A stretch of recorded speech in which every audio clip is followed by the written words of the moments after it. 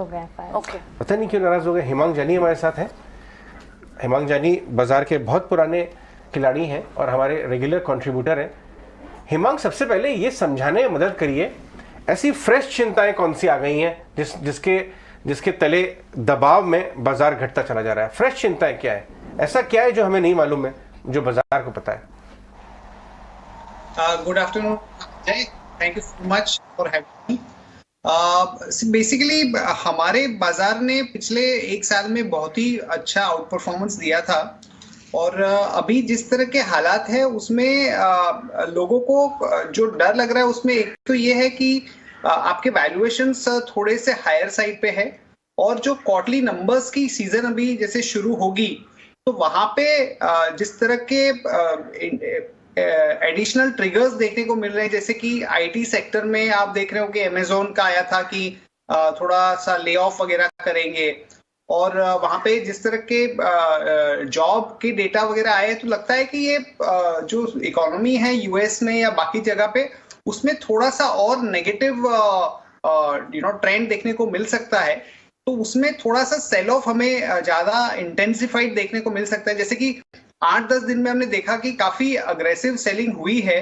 तो कहीं पे अगर मान लीजिए कि नंबर्स में थोड़ा डिसअपॉइंटमेंट होता है, आईटी में तो डेफिनेटली थोड़े से चांसेस है, बट उसके अलावा कहीं पे अगर कोई सेक्टर के अंदर जहां पे हाई वैल्यूएशन है और नंबर्स सपोर्ट नहीं करेंगे तो डेफिनेटली मुझे लगता है कि एक स्मॉल करेक्शन मार्केट में आ सकता है।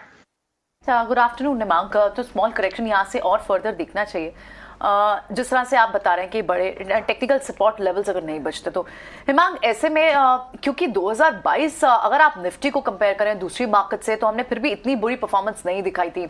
हम सिर्फ 4-4.5% प्लस में रहे। हालांकि बाकी बाजार आप यूएस की मार्केट बात करें, यूरोप की बात करें तो वहां तो 10-12% के फॉल रहे हैं और 2008 के बाद तो सबसे वर्स्ट ईयर यूएस मार्केट्स के लिए 2022 रहा है। अब इस साल में जिस तरह की बात एक ये भी निकल के आ रहा है कि शायद अर्निंग सीजन के लिहाज से भी इस एक क्वार्टर में भी शायद थोड़ी बहुत ग्रोथ इंपैक्ट या फिर मार्जिन पर प्रेशर का इंपैक्ट देखने को मिल सकता है और उसके बाद शायद संभलना शुरू करेंगे बाजार। आप क्या व्यू बना रहे हैं इस वक्त इस क्वार्टर से? हमारे कुछ प्रीव्यूज आ चुके हैं। बैंकिंग में तो हम काफी पॉजिटिव है। पीएसयू और प्राइवेट दोनों के अंदर हमें लगता है कि 35% का प्राइवेट सेक्टर बैंक्स में नेट प्रॉफिट की ग्रोथ होगी और पीपीओपीपी ग्रोथ जो है वो काफी बढ़िया रहेगी। पीएसयू में उससे भी थोड़ी बेहतर रहेगी और क्रेडिट ग्रोथ काफी अच्छा रहेगा। और उसके अलावा ऑटो का आज हमारा प्रीव्यू आया था, उसमें भी हमें लग रहा है कि बाय एंड लार्ज जो मार्जिन रिकवरी है वो कंटिन्यूड रहेगी और जो टॉप लाइन है उतनी अच्छी नहीं थी। तो मुझे लगता है कि एक बार थोड़े से नंबर्स आ जाने के बाद और मैनेजमेंट की कमेंट्री आगे आउटलुक उनका क्या है, हाउ कॉन्फिडेंट दे आर, उसको ध्यान में रख के ही मार्केट कोई बड़ा व्यू बनाएगा। तो मुझे लगता है कि शॉर्ट टर्म में हम एक ब्रॉड रेंज के अंदर रह सकते हैं with some negative outlook for the IT sector या जो ग्लोबली ड्रिवन है।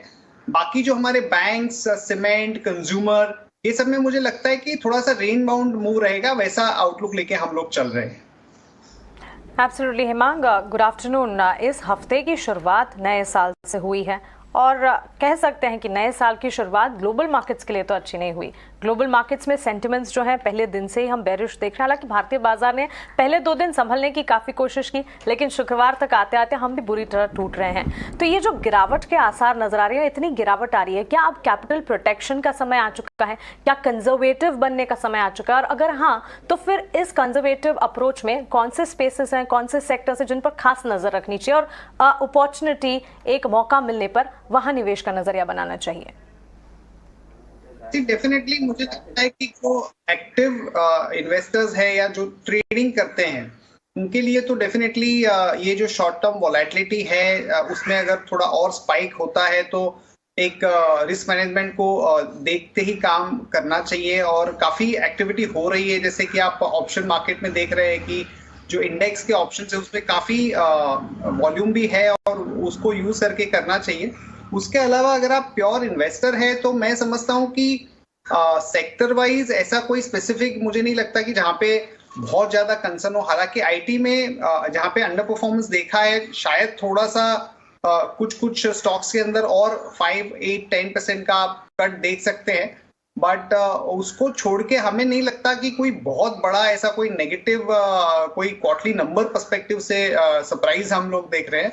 बट डेफिनेटली मैं समझता हूँ कि थोड़ी सी वॉलेटिलिटी रहेगी और हमें हमारा होमवर्क करके तैयार रखना चाहिए, सो दैट जहां पे हमारा आउटलुक अच्छा है वो स्टॉक में अगर कोई गिरावट है तो उसका आप एडवांटेज ले सकते हैं। मैम, क्या ये एडवांटेज जिसकी आप बात कर रहे हैं, क्या वो एडवांटेज मेटल स्पेस में मिल सकती है?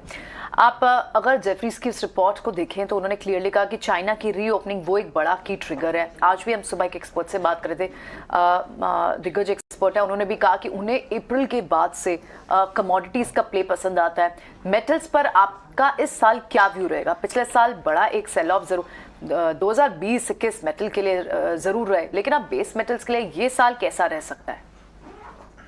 मेरे ख्याल से बहुत लंबा व्यू लेना तो मुश्किल है, पर क्योंकि चाइना के अंदर एक ओपन अप का बड़ा थीम है और ग्लोबली भी प्राइसेस थोड़े से अभी स्टेबलाइज हो चुके हैं, तो डेफिनेटली एक टेक्निकल अपॉर्चुनिटी या शॉर्ट टर्म अपॉर्चुनिटी मिल सकती है। तो ये मेटल्स के अंदर मैं समझता हूँ कि Tata steel, Jindal steel, NMDC, ये स्टॉक्स के अंदर हमें लगता है कि जो नंबर्स हैं वो भी काफी अच्छे आएंगे और जो इंक्रीमेंटल अभी डेवलपमेंट चाइना के हुए उसमें जो पैलेट के प्राइसेस है या जो आयरन ओर के जो प्राइसेस है और लॉन्ग प्रोडक्ट्स के प्राइसेस है, उसमें थोड़ी सी हमने अपटिक देखी है, तो उसके चलते हुए थोड़ा सा एक बेनिफिट देखने को मिल सकता है। तो ये स्टॉक्स में एक ट्रेडिंग पॉइंट ऑफ व्यू से हम काम कर सकते हैं। दो और स्पेसेस हैं जिस पर आपकी राय हम जानना चाहेंगे। एक तो सीमेंट सेक्टर और रियल एस्टेट सेक्टर, दोनों ही कनेक्टिंग स्पेसेस हैं और सीमेंट क्षेत्र के लिए भी ताज़ा चैनल चेक्स अगर माने तो उनका कहना है कि जनवरी के ही महीने में प्राइस हाइक सिनेरियोज दिख सकते हैं और ताज़ा रियल एस्टेट के जो कलेक्शन फिगर्स, क्वार्टरली अपडेट्स आ रहे हैं वो भी काफ़ी अच्छे आ रहे हैं। इन सेक्टर्स पर क्या आपका भरोसा है?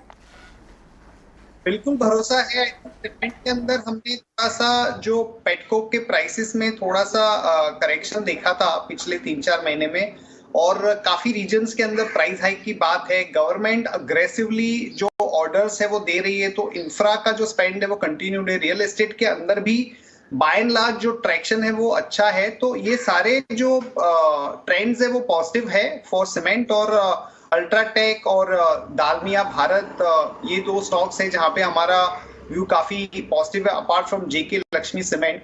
और रियल एस्टेट थोड़ा सा हाई बीटा सेक्टर है, उसमें थोड़ा वॉलेटिलिटी ज्यादा रहता है, पर उसमें भी अगर आप डेटा देखें जैसे कि गोदरेज ने अहमदाबाद में कोई बहुत अच्छा प्रोजेक्ट के अंदर लगभग 400 करोड़ की बिक्री कर दी है। बॉम्बे में भी हम देख रहे हैं कि रजिस्ट्रेशंस नए प्रोजेक्ट्स में काफी अच्छे हैं। तो मैक्रोटेक डेवलपर्स में हमारा व्यू काफी पॉजिटिव है। उसके अलावा बैंगलोर बेस्ड कंपनीज प्रेस्टीज और ब्रिगेड, ये दोनों में हमारा व्यू काफी पॉजिटिव है। हालांकि उसमें सिर्फ हाई बीटा सेक्टर होने की वजह से थोड़ा सा वॉलेटिलिटी रह सकती है, बट आई थिंक बजट में भी उम्मीद यही है कि इंफ्रा और रियल एस्टेट के लिए कुछ पॉजिटिव स्पेंड रिलेटेड ट्रिगर्स देखने को मिल सकते हैं।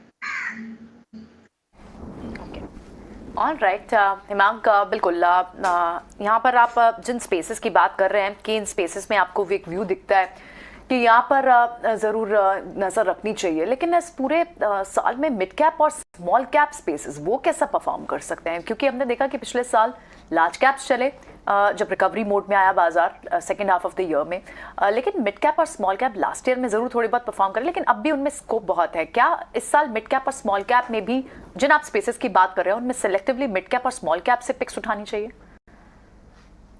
बिल्कुल उसके ऊपर देखना चाहिए, क्योंकि ये जो वॉलेटिलिटी मार्केट में चल रही है उसमें अगर हमारा कोई स्टडी है और हमारा कोई व्यू है तो डेफिनेटली उसका हम फायदा उठा सकते हैं। तो कुछ नाम जो है जो हमारा व्यू जहाँ पे पॉजिटिव है उसमें एक होटल स्पेस है, इंडियन होटल्स और लेमन ट्री, ये दोनों में हमारा व्यू काफी पॉजिटिव है। और ये सेकेंड हाफ जो है, ये क्वार्टर और उसके बाद का क्वार्टर, उसमें मुझे लगता है कि काफी अच्छा एक ट्रैक्शन देखने को मिलेगा। उसके अलावा जो QSR स्पेस है वहां पे हमारा व्यू काफी पॉजिटिव है, जैसे वेस्ट लाइफ फूड वर्क है पर्टिकुलरली, उसमें हम लोग देख सकते हैं।